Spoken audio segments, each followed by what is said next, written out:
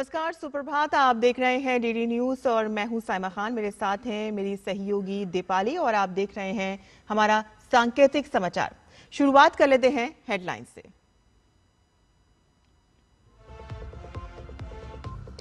बिहार में आज से फिर एनडीए सरकार, 10वीं बार मुख्यमंत्री पद की शपथ लेंगे नीतीश कुमार। कुछ नए और पुराने चेहरे भी नीतीश कैबिनेट में होंगे शामिल।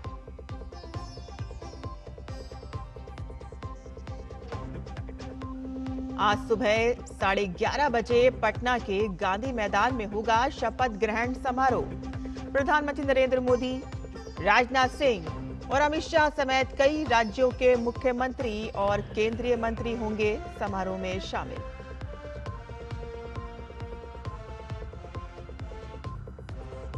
प्रेसिडेंशियल रेफरेंस पर सुप्रीम कोर्ट में फैसला आज। राष्ट्रपति और राज्यपाल के लिए विधेयकों पर मंजूरी की समय सीमा तय करने से जुड़े मामले में संविधान पीठ देगी फैसला।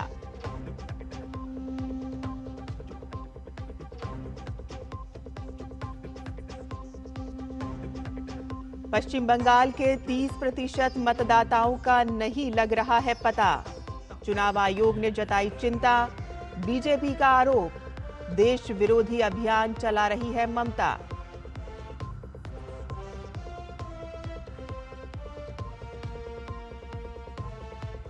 आज से गोवा में सितारों का जमघट। भारतीय अंतर्राष्ट्रीय फिल्म महोत्सव में भारत समेत दुनिया भर की सर्वश्रेष्ठ फिल्मों का होगा प्रदर्शन। रजनीकांत का होगा विशेष सम्मान।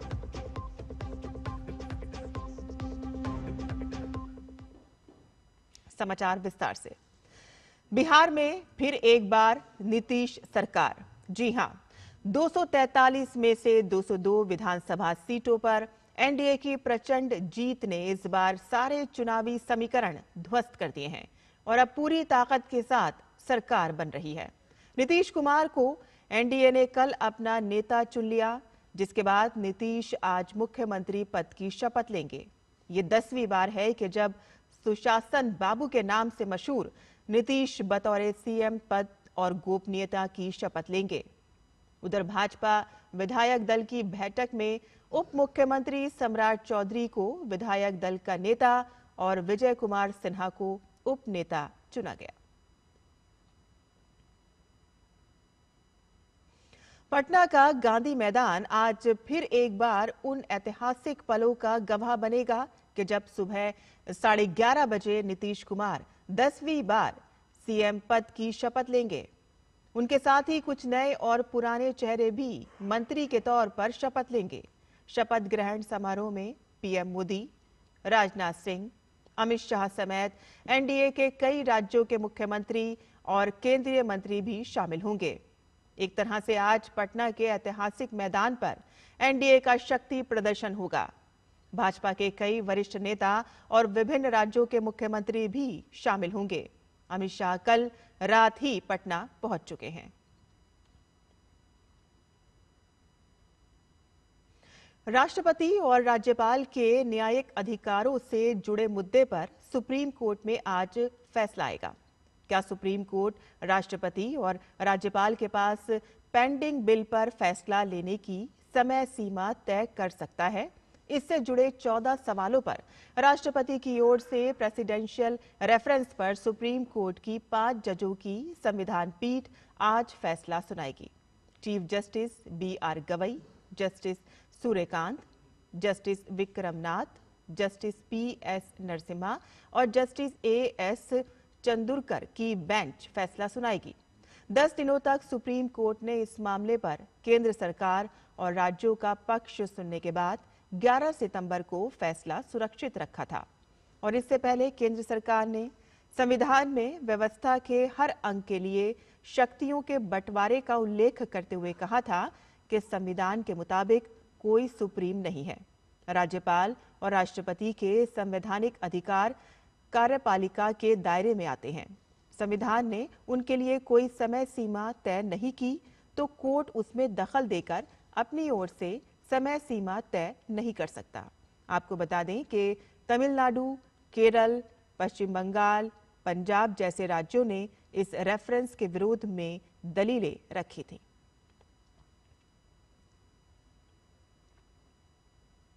देश का दूसरा राष्ट्रपति भवन छत्तीसगढ़ के सरगुजा संभाग में है। राष्ट्रपति भवन के नाम से मशहूर ये भवन इतिहास के एक बेहद अहम पन्नों से जुड़ा है। दरअसल देश के पहले राष्ट्रपति डॉक्टर राजेंद्र प्रसाद राष्ट्रपति बनने के बाद 1952 में सरगुजा आए थे और इस भवन में रात भी बिताई और उस दिन के बाद से स्थानीय प्रशासन ने उस भवन का नाम राष्ट्रपति भवन रख दिया और तब से इस जगह को राष्ट्रपति भवन के नाम से जाना जाता है। इस भवन को पूरे साल में केवल 3 दिन के लिए ही आम लोगों के लिए खोला जाता है। डॉक्टर राजेंद्र प्रसाद के इस भवन में आगमन के 73 साल बाद अब देश की राष्ट्रपति द्रौपदी मुर्मू यहां आने वाली दूसरी राष्ट्रपति होंगी। पश्चिम बंगाल में लापता मतदाताओं की संख्या से चुनाव आयोग चिंतित है। राज्य सीईओ कार्यालय के सूत्रों के मुताबिक कम से कम 36 विधानसभा क्षेत्रों में 26 से 30% मतदाताओं को बीएलओ बूथ लेवल अधिकारी ढूंढ नहीं पाए हैं। 99.64% एन्यूमरेशन फॉर्म बांटने का काम खत्म होने के बाद 30% वोटर अब राज्य सीईओ कार्यालय की लिस्ट में अनट्रेसेबल हैं और 30% वोटरों के अनट्रेसेबल होने के पीछे 3 तरह के अनुमान लगाए जा रहे हैं। एक, अनट्रेसेबल वोटर काम के सिलसिले में अब दूसरे शहर में रह रहे हैं और दूसरा ये कि सुबह काम के लिए निकला और रात को लौटना, इसीलिए बीएलओ उनसे मिल नहीं पा रहे हैं। और तीसरा ये कि लापता मतदाता स्वरूप नगर की तरह बांग्लादेशी नागरिक हैं। गोवा में आज से 28 नवंबर तक भारतीय अंतर्राष्ट्रीय फिल्म महोत्सव के 56वें संस्करण का आयोजन हो रहा है। Japan country of focus, Spain partner country और ऑस्ट्रेलिया स्पॉटलाइट कंट्री के रूप में इस वर्ष के अंतर्राष्ट्रीय सहयोग का नेतृत्व कर रहे हैं और इस साल 81 देशों की 240 सर्वश्रेष्ठ फिल्में प्रदर्शित की जाएंगी। उद्घाटन फिल्म ब्राजीलियाई लेखक गैब्रियल मस्कारो की द ब्लू ट्रेल एक विज्ञान कथा और फंतासी फीचर फिल्म है। दिग्गज अभिनेता रजनीकांत को सिनेमा में 50 वर्ष पूरे करने पर सम्मानित किया जाएगा। ग्रेटर नोएडा में आयोजित हो रहे विश्व मुक्केबाजी कप फाइनल्स में भारतीय मुक्केबाजों का शानदार प्रदर्शन जारी है। विश्व मुक्केबाजी कप फाइनल्स स्वर्ण पदक के लिए होने वाले मुकाबलों में भारत के 15 मुक्केबाजों ने जगह बनाई है।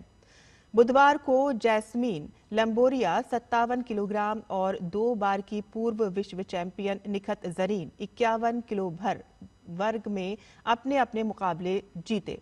जैस्मीन ने पूर्व एशियाई युवा चैंपियन कजाकिस्तान के उल्जान सरनेनबेक के खिलाफ 5-0 के जीत दर्ज की और इस जीत के बाद जैस्मीन फाइनल में पेरिस ओलंपिक पदक विजेता वू शी यी के खिलाफ उतरेंगी। निखत जरीन ने उज्बेकिस्तान के गनीवा गुलसेवर के खिलाफ शानदार जीत दर्ज की और सचिन सिवाच और हितेश गुलिया भी विजेताओं में शामिल हैं। गुरुवार के खिताबी मुकाबले में भारत उज्बेकिस्तान के बीच कड़ी टक्कर देखने को मिलेगी, जिसमें 6 फाइनल होंगे और जिनमें दोनों ही शक्तिशाली देशों के बीच सीधा मुकाबला होगा।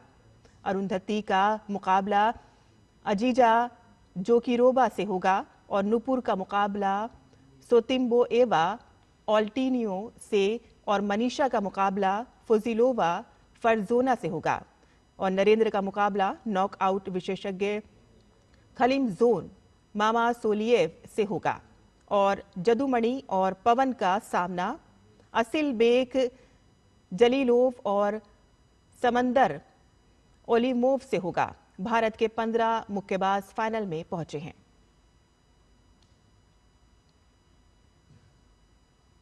गोवा में चल रहे शतरंज विश्व कप में भारत का अभियान समाप्त हो गया है। भारत की ओर से अर्जुन एरिगैसी ही एकमात्र भारतीय चुनौती के रूप में बने हुए थे, लेकिन उन्हें क्वार्टर फाइनल स्टेज में टाई ब्रेक में हार का मुंह देखना पड़ा। अर्जुन का चीन के ग्रैंड मास्टर वेई यी ने शिकस्त दी। गौरतलब है कि इससे पहले साल 2023 के विश्व कप में भी अर्जुन एरिगैसी को क्वार्टर फाइनल स्टेज के टाई ब्रेकर में ही हार मिली थी। और इसी के साथ ही हमारा ये सांकेतिक समाचार यहीं खत्म होता है। मुझे और मेरी सहयोगी दीपाली को अनुमति दें, लेकिन आप देखते रहिए डीडी न्यूज़। नमस्कार।